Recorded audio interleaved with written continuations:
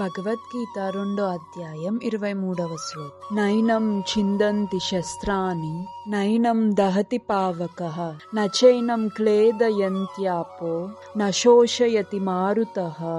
ఆత్మను ఏ ఆయుధము ముక్కలు చేయలేదు, అగ్ని కాల్చలేదు, నీరు తడపలేదు, మరియు గాలి ఎండపెట్టలేదు. తాత్పర్యం: అన్ని రకాల ఆయుధాలు, కత్తులు, అగ్ని ఆయుధాలు, వర్షపు ఆయుధాలు, సుడిగాలి ఆయుధాలు మొదలైనవి ఆత్మను చంపలేవు. ఆధునిక అగ్ని ఆయుధాలతో పాటు భూమి, నీరు, గాలి, ఆకాశం మొదలైన వాటితో చేయబడిన అనేక రకాల ఆయుధాలు పూర్వం ఉండేవి అని తెలుస్తుంది.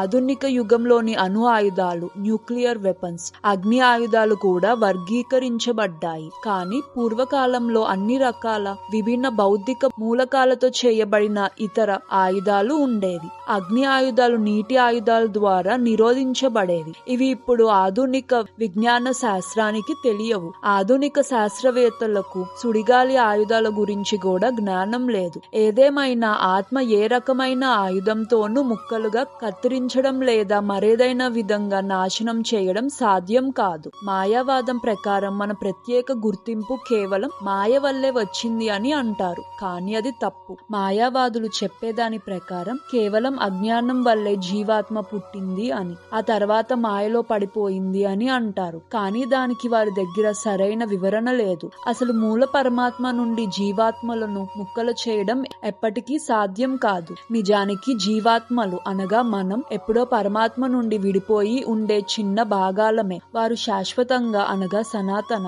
చాలా చిన్న అణువు లాంటి జీవాత్మలు కాబట్టి మాయా అనే భ్రమలో పడిపోవడానికి ఎక్కువ అవకాశం ఉంటుంది. ఈ విధంగా వారు దేవుడికి దూరం అవుతారు. ఇది ఎలాగంటే, పెద్ద నిప్పు నుండి వచ్చిన చిన్న నిప్పు కణాలకు నిప్పుతో సమానమైన గుణాన్ని కలిగి ఉన్నప్పటికీ ఆ నిప్పు నుండి బయటకు రాగానే ఆరిపోయే అవకాశం ఉన్నట్లే వరాహ పురాణంలో కూడా జీవులను పరమాత్మ యొక్క విడిపోయిన భాగాలుగానే వివరించారు. భగవద్గీత ప్రకారం కూడా వారు శాశ్వతంగా అలాగే ఉంటారు. కాబట్టి మాయ నుండి ముక్తి పొందిన తర్వాత కూడా జీవుడు తన ప్రత్యేక గుర్తింపుతోనే ఉంటాడు. ఈ విషయం అర్జునుడికి భగవంతుడు చేసిన బోధనల ద్వారా స్పష్టంగా తెలుస్తుంది. కృష్ణుడి నుండి జ్ఞానం పొందిన అర్జునుడు ముక్తిని అయితే సాధించాడు, కానీ అతను ఎప్పుడు కృష్ణుడితో ఒకటి కాలేదు.